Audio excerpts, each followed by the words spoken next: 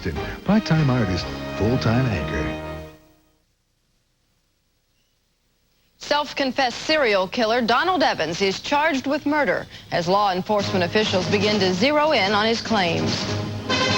This is NBC Nightly News with Tom Brokaw. Tonight, sitting in for Tom is Faith Daniels. Good evening. In Gulfport, Mississippi, 34-year-old Donald Evans, the man who says he murdered more than 60 people, was charged today with killing a 10-year-old girl. Meanwhile, law enforcement officials in 20 states are trying to link Evans to cases in their jurisdictions. The question is, can Evans be believed? NBC's Deborah Roberts. Federal investigators in Gulfport hope to soon learn if Donald Leroy Evans is the country's worst serial killer ever or just a big con artist. You're going to see this thing done right, by the numbers, right down the line. Evans, charged today with murdering a 10-year-old Mississippi girl, says he not only killed her, but 60 others as well. His confession to a tale of killing stretching across 20 states has set off a frenzy of renewed murder investigations and news reports nearly anywhere there's an unsolved murder. They think there may be as many as 3, 4, or 5 cases. In Daytona Beach, Florida, detectives think Evans could be the killer of a woman strangled there 6 years ago. And in Fort Lauderdale, where a woman was killed in a motel that same year, police want to ask Evans what he knows about it. He's already offered some information.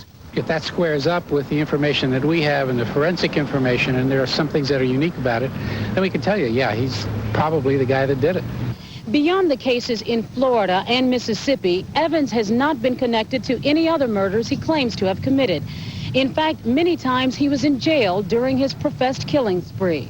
Still, there is no let-up in the calls to the Gulfport Police Department. In fact, I have a pocket full of messages from various places, people who believe they may be interested in this case. One call came from Amarillo, Texas. It's just like Baskin-Robbins. You walk in and they give you a number, now serving 68 or something like that. In Fort Worth, Texas, where Evans once spent time, John and Dean McLaughlin now wonder if their daughter Dana Sue was his victim 7 years ago. Maybe this guy had something to do with it. Maybe this guy done it. Federal investigators may finally provide the long-awaited answers. Deborah Roberts, NBC News, Miami. Here in New York, a financial scandal is rocking Wall Street. It involves the prestigious investment firm of Salomon Brothers. NBC's chief financial correspondent Mike Jensen is here now with the latest. Mike? Faith, this is the biggest scandal to hit the financial community since Ivan Boesky, and in many ways it's more troubling because Salomon Brothers is one of Wall Street's biggest and most respected firms, a blue-chip operation. On the New York Stock Exchange today, trading in Salomon Brothers stock was halted and other stock prices tumbled, down 30 points, partly because of the scandal. It revolves around illegal bidding by Salomon Brothers for U.S. Treasury securities in at least 4 government auctions. Fine, the 7/8. Salomon now admits not only that it exceeded government limits, but also that senior executives at the firm knew about that for 4 months and failed to tell the authorities. Today, with the pressure building, Salomon's chairman, John Goodfriend, said he was prepared to resign at an emergency board meeting on Sunday. The president, Thomas Strauss, said the same. The company said multimillionaire Warren Buffett, a Salomon director and major investor in the company, was prepared to take over Goodfriend's job as chairman temporarily. Firms like Salomon are limited to 35% of any government issue of securities. Salomon admits to secretly taking 44% of one issue and 57% of another, involving billions of dollars. One published report says it may have controlled up to 85% of one auction of Treasury notes. It makes me angry because it's being perpetuated and little or nothing is being done to correct it. All this is being investigated by the Justice Department, the Securities and Exchange Commission, and the U.S. Treasury. There was talk on Wall Street that Salomon's top officials were offering to resign to prevent the firm's possible debarment as a primary dealer in Treasury securities. One measure of how much money is involved in all this, Salomon Brothers accidentally made a $1 billion bid in one auction as the result of a practical joke on a customer. Faith? Thanks, Mike. When Nightly News continues, we'll go to Beirut for that part of the hostage puzzle. And tonight's Daily Difference, Friday follow-up. Dennis Murphy will take us to Ireland. It's now a magnet for high technology and Irish who want to come home. Like Coach always said, hit him in the numbers. Who do the pros call for an all-pro deal on hot, delicious pizza? Who do you think? Hello, Domino's Pizza. Call now for Domino's kickoff deal. 2 medium cheese pizzas with 4 servings of Coca-Cola Classic or Diet Coke for just $9.99. And get free NFL quarterback trading cards. Only from Domino's. Call now, dude. Yeah. I try to eat seafood twice a week, but seafood's twice the work, unless it's Louis Kemp seafood. Crab delights are easy and delicious in seafood salads. Louis Kemp does it all, so I don't have to. Louis Kemp, all you need to know about seafood. I thought all no-stick cooking sprays were just like Pam. Boy, was I wrong. Only Pam is all natural with no preservatives. Only Pam. And Pam adds virtually no fat or calories for healthier meals. All natural Pam, a healthier way to cook. 8 days after he was freed in Lebanon, former hostage John McCarthy was wrapping up his stay at a British military hospital today. McCarthy spent the week undergoing medical tests and relaxing with his father and brother. He's been getting hundreds of cards a day from well-wishers, and doctors say he's made good progress. For his part, McCarthy says he's happy to be drinking beer again. As for the remaining Western hostages, UN Secretary General Perez de Cuellar said talks to free them will continue behind the scenes while he's on vacation. And what are the other captives? Arabs held by Israel who may figure in a hostage deal. They are very much on the minds of people in Beirut. NBC's Tom Aspel is there. They were a small group, relatives of some of the 400 Lebanese and Palestinians being held by the Israelis. They weren't well organized when they turned up in front of a United Nations office in West Beirut for a demonstration this morning, but they were anxious that the momentum of hostage negotiations continued. The Israelis called them detainees, but to these people, their missing men are hostages, and they want them back.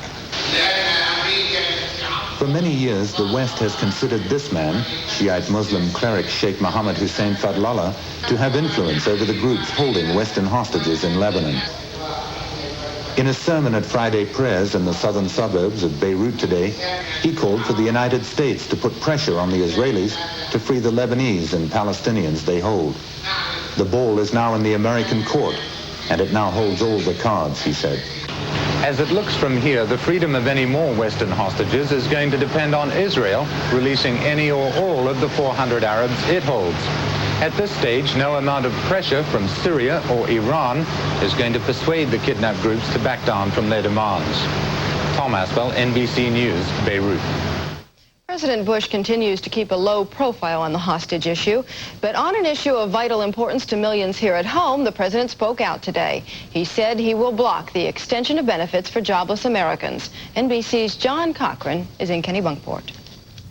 The president did not want to appear so heartless as to veto additional unemployment benefits, so he will permit the bill to become law, but he will not spend the money authorized by Congress. I will probably sign the legislation, but I will not declare it an emergency. I won't bust the budget, bust the caps on the budget that was agreed to by Democrats and Republicans alike. By signing the bill, Bush avoids the possibility that Congress would override a veto. Demonstrators from several Northeast states accused him of using a technicality to avoid a defeat by Congress. He's nothing but a hypocrite and did not have the guts to veto it and send it back to the elected representatives who overwhelmingly voted it up. Democrats were quick to vow they will try to pass a new bill that will force Bush to help people out of work more than 6 months. This is the equivalent of saying drop dead to 300,000 people who lose their unemployment benefits each month and 1.6 million who have already exhausted their benefits. Extend the benefits now! But it was today's demonstration in Kennebunkport that bothered the president more than getting bashed by Congress. I don't like it that people elect to exercise their First Amendment rights by demonstrating in this small town, for example. But complaining that protests here get under his skin may have the opposite effect of what the president wants. Potential demonstrators around the country may see it as one more reason to come on up. John Cochran, NBC News, Kenny Bunkport. As for the economy, some new and hopeful signs tonight. Industrial production rose 0.5% last month, the fourth straight gain. And the trade deficit dropped 16% in June to $4 billion, its lowest monthly level in 8 years. But as imports dropped, so did exports, and that's causing new concern. NBC's chief economics correspondent, Irving R. Levine. Companies like this hat manufacturer in New York were expected to play a big role in pulling the U.S. out of recession. Companies that sell overseas, everything from simple hats to high-tech Lotus computer programs, providing jobs for American workers. There was a boom in U.S. exports earlier in the year, but now, for the second month in a row, U.S. exports, particularly lumber and farm products, dropped sharply. Foreign economies, especially the European and Japanese economies, are slowing down. And this means that there will be less income available in those countries to buy American goods. Example, Britain, where layoffs are on the rise. We've seen a very difficult trend in retail sales with volumes dropping quite fast. The biggest drop in U.S. exports is to Japan, a steady slide that began earlier this year, even though Japan claims trade barriers have been lowered. There's been a big demand for dollars in world money markets because of unrest in the Middle East and the Soviet Union. That has pushed up the value of the dollar and made U.S. goods more expensive for foreigners, cutting into exports. Also, foreigners often consider U.S. goods to be of inferior quality. This California company sells electronic equipment to foreign customers. The quality must be absolutely perfect or they're going to complain. It will take one of three things to get the economy rolling: more spending by consumers or more spending by companies. Neither of those is happening yet. Or more exports. Today's figures show that may be a fading hope. Irving R. Levine, NBC News, Washington. On Wall Street today, the Dow Industrials fell sharply in heavy trading. For the week, the Dow was off more than 28 points. The Financial Report has been brought to you by Merrill Lynch. We're bullish on the future. Risk. As hard as it is to live with, it's impossible to live without. At Merrill Lynch, we know that risk can be dealt with. It can be managed. It can even be turned to your advantage. To do that, you need a partner. A partner who understands it and can help you turn a world of risk into a world of opportunity. Merrill Lynch, we're bullish on the future. Throughout history, great barriers have been discovered and built. Heart's Blockade for dogs and cats is one of them. Used as directed, Heart's Blockade creates an invisible barrier protecting your pets from fleas and ticks before they get a chance to live on your pet. Heart's Blockade repels and kills fleas and ticks, including ticks that carry Lyme disease, reducing the chances of causing discomfort to your pet. Helping to improve your pet's quality of life is your responsibility. Helping you do that is Heart's. Polyshades by Minwax. It's a stroke of genius. Polyshades is rich stain and polyurethane protection in one. Polyshades gives wood a beautiful protective finish in half the time. Polyshades by Minwax. Do what the pros do. Hit your receiver and call now for the Domino's Pizza Kickoff Deal. 2 medium cheese pizzas with 4 servings of Coca-Cola Classic or Diet Coke for just $9.99. And get free NFL quarterback trading cards. Only from Domino's! Today's Daily Difference Friday follow-up. Ever since the Irish potato famine of the mid-1800s, the Emerald Isle has been losing its best and brightest as they look for jobs overseas. But now the tide is turning. NBC's Dennis Murphy on the young Irish who are looking homeward for opportunity. These young Irish are soaking up the Silicon Valley sunshine while they can. Moira, her husband Peter, friends Kevin and Paul, all computer engineers and systems analysts. I like California, but California has only one thing not going for us, and that is it's not Ireland. They call themselves the Lost Paddies of Los Padres.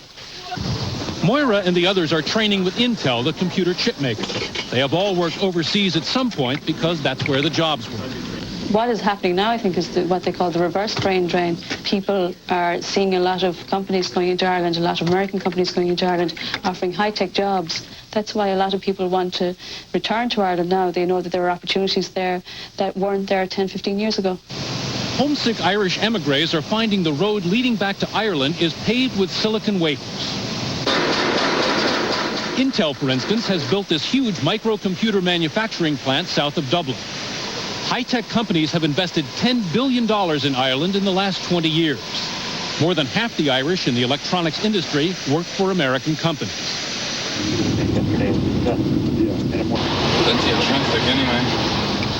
For Peter and Moira, that new investment means a career without a freeway. It means being able to afford a home that's within 10 minutes from work, being able to have an enjoyable and challenging job, and then walk out straight into the west of Ireland.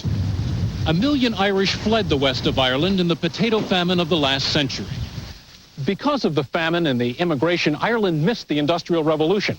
So there aren't many smokestacks around, but it is as green as the postcards. And there are salmon here in the River Shannon. That quality of life is a reason why so many young Irish are coming home. Now there's an old Ireland and a new side by side. The Ireland of the pub and the timeless valleys. And then there's the Ireland that manufactures computers for companies like Apple and Dell. The Emerald Isle is becoming the Silicon Isle. The new investment lured Colm Bergen back from Dallas to a software design job with Motorola in Cork. Now, I've come back, and if it doesn't work out for me, well, then I suppose I won't stay, but I'm certainly going to try. And that way I'll feel good within myself that I've given it a shot, and I feel like I've done what I needed to do, you know. This is the attenuation spectrum. Educators hoped the brightest would return after they'd invested in them so heavily. They taught them fiber optics. Half of Ireland's graduates get degrees in science, math, or engineering. I think it's paying off. What is the alternative? Like Japan, our resources are people. Ireland is still mainly a rural country. High-tech will never be a cure-all for Ireland's 20% unemployment rate. Electronics is a volatile and recession-prone industry. But for Kevin O'Keefe, that may be his last California company picnic, it is the ticket home. Now I don't have to be away anymore. I can go back, and I'm going back. Those little silicon wafers are making the grass back home seem greener than it's looked in decades. Dennis Murphy, NBC News, Limerick. And after electronics, what will be the next growth area for Irish jobs? Pharmaceuticals. Ireland is expected to become the European center for drug research and manufacturing. Now you can ask Angela Lansbury about Bufferin. Angela, you've said on TV that Bufferin is effective pain relief. Is it really strong aspirin? I'll say it is. Extra strength Bufferin's the strongest dose of aspirin you can buy. 1,000 milligrams. Angela, how can Bufferin be so strong if it has buffers? That's a good question. I've learned the buffers don't weaken it. They just help prevent aspirin's stomach upset. Bufferin's great pain relief. Shouldn't you discover the strength of Bufferin? It's a car born of intelligent engineering. It's 100,000 ideas fused into one. It's powerful, smooth, refined. It's a driver's side airbag and anti-lock brakes. Introducing the all-new 88 Royale LS. Oldsmobile. Come see the power of intelligent engineering. Well, I thought college kids didn't need sleep. You need coffee. I got that. Freeze-dried? Welcome to Coffee 101. See, mine's darker. It's decaffeinated Folgers crystals from mountain-grown beans. My classes ended yesterday. Mine's still darker. Taste. This is good. Now you're talking. Hey, I am, aren't I? Decaffeinated Folgers crystals, so dark and rich. Shouldn't you switch? Hi, I bet you've got some leading American slices handy. Well, go get them and bring some cheddar, too, because you're going to do your own taste test. We're going to find out what makes this American deluxe. Oh, good, you're back. Now, that was quick. Put the cheddar together with your American slice. That's right. Now, take a bite. Now you have an idea what makes deluxe deluxe. More cheddar. That's right. More cheddar makes it better. More cheddar makes it deluxe.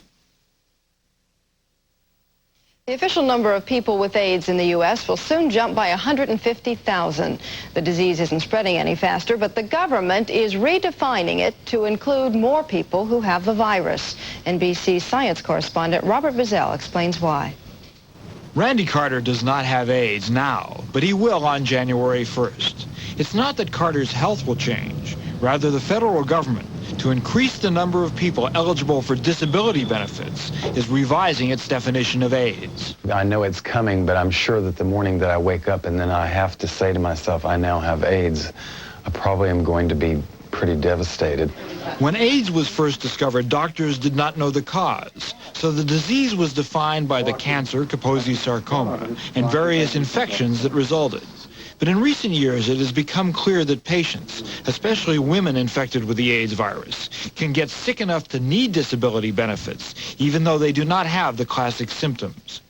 The clients that we see who are having problems getting benefits and getting housing and getting their basic life needs taken care of, getting an AIDS diagnosis is going to be a very exciting thing for them because they will now be able to get health care. They'll get a Medicaid card. They'll be able to get into housing programs. The AIDS virus destroys certain disease-fighting white blood cells. A normal count is above 1,000. Under the new definition, when the count falls below 200, a person will be classified as having AIDS. The new diagnosis could cost federal and local governments a lot of money, and many agencies may resist handing out benefits to people based on this new definition. Robert Bazell, NBC News, New York. Harvard University today canceled an international AIDS conference scheduled for Boston next year. The school blamed the decision on a U.S. government policy that bans foreigners with the AIDS virus from entering this country. It said the conference will probably be moved to Europe. Well, Don Mattingly may be no Samson, but he is his team's best player. And so what if he likes his tresses long? That's what fans think about the latest flap at Yankee Stadium. NBC's Stephen Frazier. Suddenly, the New York Yankees are talking more about hair cutting than base running, forcing team captain Don Mattingly to sit out Thursday's game against the Kansas City Royals because his hair ran down the back of his neck. Mattingly is the team's senior player, its hardest worker. He is not its hairiest. I don't know, just kind of really overwhelmed by the pettiness of it. So, I don't know, it's embarrassing to me now. You know, I guess I get a rap as being an attitude guy or whatever. I've never been that, so. Fans agree. I don't know what point the Yankees are trying to make, but it seems fairly trivial and disruptive to the team, which needs all the help they can get.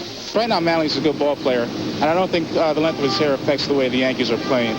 Well, most fans. Personally, I feel that he should get a haircut. Why the hell?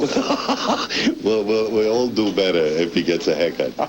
Actually, no. Mattingly doesn't go to a barber. The bullpen catcher cuts his hair. With catchers cutting hair and managers measuring the results, it's no wonder the Yankees are struggling this year. Don Mattingly would like to be traded to the Minnesota Twins, perhaps, who've compiled the strongest record in their league this season without any dress code. Are you going to get the haircut today? Are you going to come get the haircut later on? Today, Mattingly promised to cut his hair and was put in the lineup for tonight's game with the Chicago White Sox. But the Yankees had new signals for their base runners. This one means take a little off the top, clean it up around the ears. Chop, chop. Don't you think so?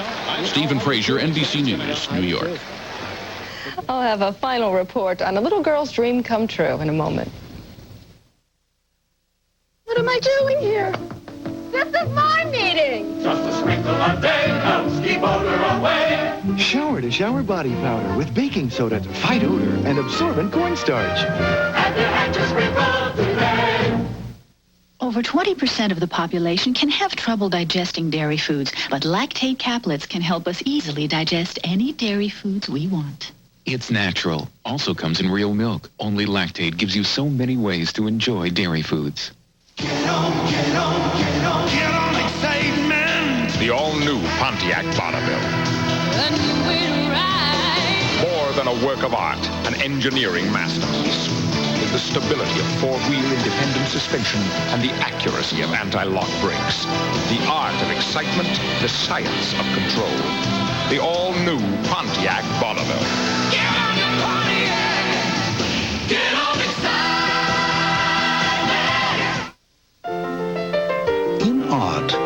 standards of taste are often subjective. But in life, good taste is well defined.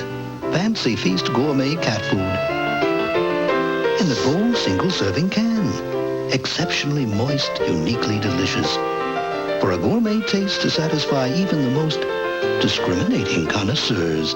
Fancy Feast. Good taste is easy to recognize. Presenting the Gripper Zipper from Ziploc.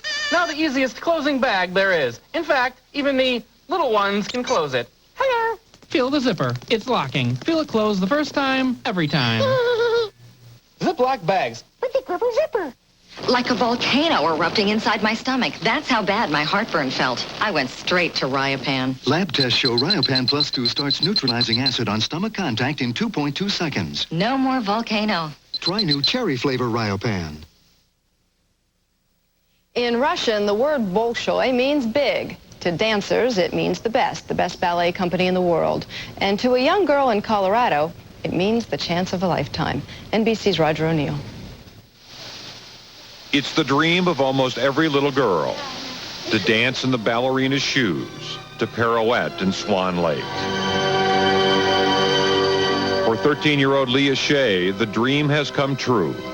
She caught the eye of one of the best and toughest ballet teachers in the world, Madame Sofia Glovakina of the Bolshoi.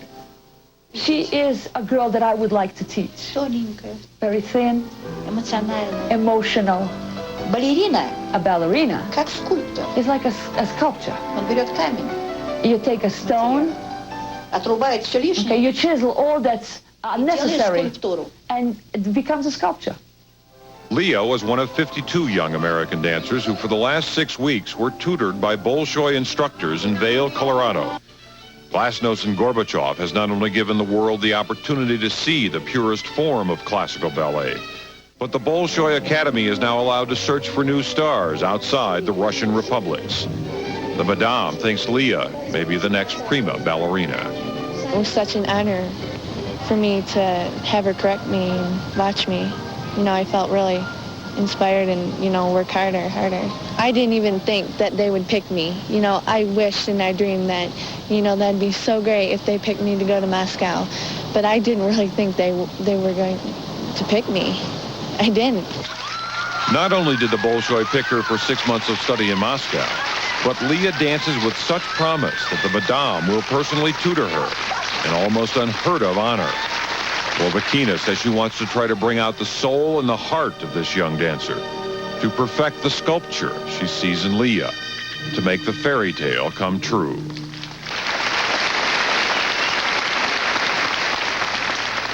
Roger O'Neill, NBC News, Vail. That's Nightly News for this Friday. Garrett Gutley will be here tomorrow. Have a good weekend, everyone.